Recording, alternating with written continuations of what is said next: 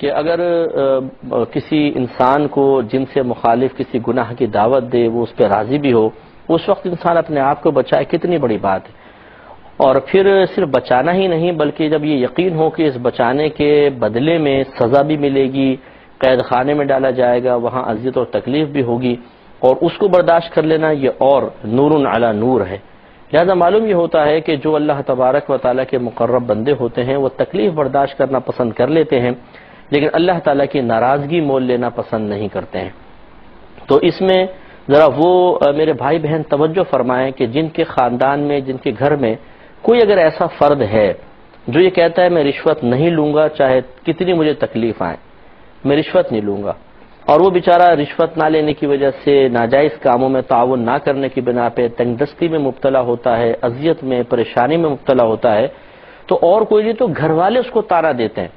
بولتے ہیں جی ان کو ایمانداری کا ہیضہ ہو گیا ہے، دنیا کھا رہی ہے حرام اور ہمارے ابا جان نہیں کھا رہے ہیں، ہمیں بھی تکلیف میں رکھا ہوا ہے، خود بھی تکلیف میں ہے، ایسے بہترین محکمے میں لگے ہوئے ہیں کہ اگر یہ تھوڑی سی حکمت سے کام لیں تو رات دن ان کے ہاتھ میں پیسہ آئے گا۔ تو ہم ایسے شخص کو ذلیل کر رہے ہوتے ہیں، برا بھلا کہہ رہے ہوتے ہیں، اور ہماری خواہش یہ ہوتی ہے کہ اتنی طعنہ زنی کرو کہ یہ شخص ان طعنوں سے چھلنی ہو کر یا تو بیچارہ مر ہی جائے اور یا پھر یہ ہماری بات مان لے اور اس غلط کام کی طرف مائل ہو جائے، تو اس کے اوپر طعنہ زنی کرتے رہتے ہیں حتیٰ کہ پھر یہی ہوتا ہے کہ یا بعض اوقات تو خدا نخواستہ بعض لوگ خودکشیاں کر لیتے ہیں، بعض ذہنی اذیت اور تکلیف میں مبتلا ہو کر بیماریوں کے اندر مبتلا ہو جاتے ہیں، اور بعض ہار مان لیتے ہیں کہ اب تو باہر بھی سب مجھے برا بھلا کہہ رہے ہیں، گھر والے بھی کہہ رہے ہیں، ان کی ضرورتیں پوری نہیں ہو رہی ہیں تو کیا کروں، پھر وہ اس طرف مائل ہو جاتے ہیں۔ تو یہ جان بوجھ کے اپنی پھر حاجات ایسے شخص کے سامنے پیش کرتے ہیں، یہ نہیں کہ تھوڑی سی باتیں چھپائیں، کچھ اپنی حاجات کو دبائیں، نہیں، بار بار جا کے کہیں گے ہمیں یہ چاہیے، ہمیں وہ چاہیے، جی یہ لا کر دیں، وہ لا کر دیں۔ اس میں وہ آدمی گھبرا جاتا ہے کہ اب میں کیا کروں، اگر ایمانداری کا راستہ چلتا ہوں تو ان کی جائز ضروریات بھی پوری نہیں کر پاتا ہوں، اور اگر میں اللہ تبارک و تعالی کی نافرمانی کی طرف مائل ہوتا ہوں تو آخرت برباد ہوتی ہے، لیکن ان کو راحت و سکون مل جاتا ہے، کیا کروں؟ اور پھر عموماً ایسا ہوتا ہے کہ ایسے لوگ ہار جاتے ہیں اور بیچارے گناہوں کی طرف مائل ہو جاتے ہیں۔ اس لیے ہماری گزارش یہ ہے کہ دیکھیے آپ کے اگر کوئی گھر میں ایسا فرد ہے تو وہ نبیوں کے طریقے پر ہے، اس کو آپ ذلیل نہ کریں، اس کو شرمندہ نہ کریں، جو آپ کی قسمت میں ہے وہ آپ کو ضرور ملے گا،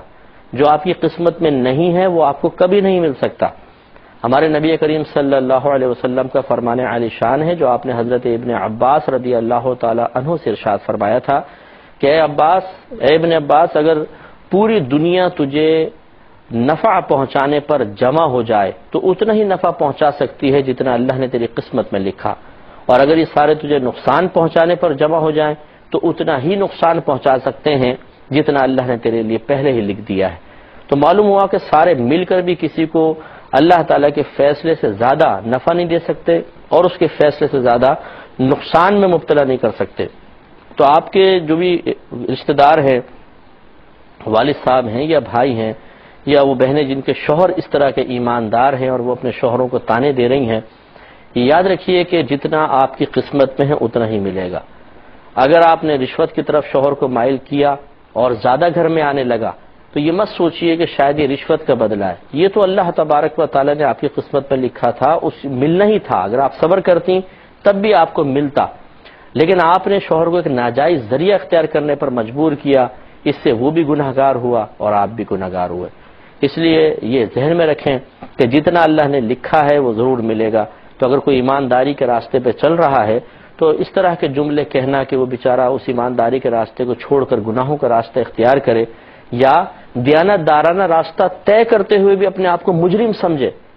اور ہم اس کو گندگی کے راہ دکھاتے ہوئے بھی اپنے آپ کو مجرم نہ سمجھے بلکہ اپنے آپ کو ٹھیک کہیں، یہ کیا الٹی مطلب نہر بہنا شروع ہو گئی ہے کہ جو بیچارہ دیانت دار ہے وہ احساس جرم میں گرفتار ہے، اور جو فاسق و فاجر اور جرم کا راستہ دکھانے والے ہیں وہ کہہ رہے ہیں ہم ٹھیک ہیں۔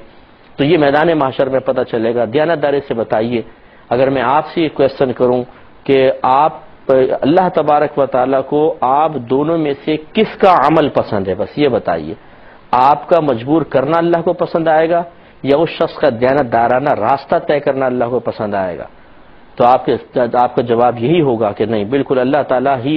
انہی کو پسند کرے گا۔ تو جب آپ کا رب ان کو پسند کر رہا ہے یہ سوال اگر میں آپ کے رسول کے بارے میں کروں صلی اللہ علیہ وسلم تو آپ یہی کہیں گے کہ نہیں، سرکار صلی اللہ علیہ وسلم انہی سے راضی ہوں گے، ہمیں غلط کہیں گے۔ تو جب ہم غلط ہیں تو کیوں ایک شخص کو غلط راستے پر لگا رہے ہیں؟ تھوڑی سی تنگ دستی ہے نا، پریشانی ہے، گزار لیں، وقت گزر ہی جاتا ہے، دوسروں کا بھی گزر رہا ہے۔ ہزارہ لوگ ایسے ہیں کہ جو مالی معاملات میں اور دیگر چیزوں میں آپ سے بھی حقیر اور کم تر ہیں، بیچارے فٹ پاتھ پہ گزارا کر رہے ہیں، ان کے پاس کھانے کے لیے نہیں ہے، پینے کے لیے نہیں ہے۔ تو ایسا نہیں ہے کہ آپ اپنے آپ کو سمجھیں کہ سب سے زیادہ مظلوم ہم ہی ہیں، سب سے زیادہ تنگ دستی میں اور پریشانی میں ہم ہیں، ایسا نہیں سوچنا چاہیے، بلکہ آپ کو تو فخر کرنا چاہیے ایسے شخص پہ جو اتنا اچھا اور ایماندار ہے کہ وہ میدان محشر میں آپ کے لیے عزت کا سامان پیدا کر رہا ہے۔ باقی جو آپ کے دیگر لوگ ہیں جو کھا رہے ہیں، بیٹھ کے رشوتیں کھا رہے ہیں، لوگوں کی جیبیں خالی کر رہے ہیں، لوٹ رہے ہیں، اپنا بینک بیلنس بھر رہے ہیں، چاہے اپنے گھر والوں کو کتنی راحت اور سکون دے رہے ہیں، یہ سب کے سب میدان محشر میں شدید رسوا ہوں گے، شدید شرمندگی ہوگی۔ اللہ تعالیٰ سے دعا ہے کہ اللہ تعالیٰ انہیں بھی سنبھلنے کی توفیق عطا فرمائے کہ ہمارے بھائی بہن ہی ہیں، وہ برا بھی نہ مانے ایسے کوئی ہمارے سن رہے ہوں تو، لیکن بہرحال جن کے رشتہ دار ایماندار ہیں انہیں احساس کمتری میں مبتلا نہیں ہونا چاہیے، بلکہ اطمینان کی کیفیات کے اوپر پر غالب کرنا چاہیے۔ اللہ تعالیٰ عمل کی توفیق عطا فرمائے، آمین، وآخر دعوانا ان الحمدللہ رب العالمین۔ میرا رہنما